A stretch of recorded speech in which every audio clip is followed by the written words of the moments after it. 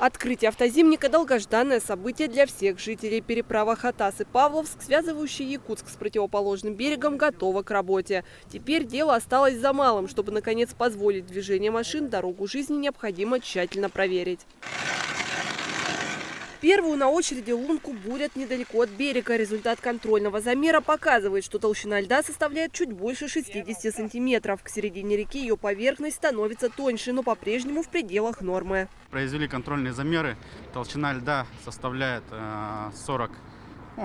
50 сантиметров. Это минимальная толщина льда, что позволяет для автотранспорта с массой до 3 тонн передвигаться безопасно. Инспекторы ГИМС, подрядчики, а также представители управления дорог и Министерства транспорта осматривают и качество подготовительных работ. Посовещавшись, они приходят к единогласному решению – переправу пора открывать.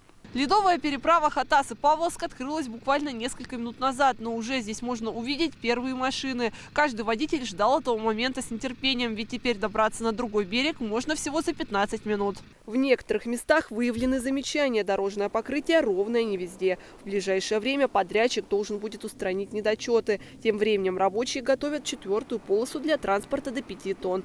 Ее собираются открыть к концу недели. Работа проведена большая, расчистка торосов, заморозка. Изначально план был 10-го, но погода нормальная, поэтому пораньше закончили. 3 полосы, вот сейчас 4-ю делаем по острову, по песку. Всего автозимники занимают более 10 тысяч километров региональных дорог. По словам специалистов, сроки их открытия напрямую зависят от погодных условий. К примеру, переправу Хатас и Павловск удалось открыть на 2 недели раньше, чем в прошлом году.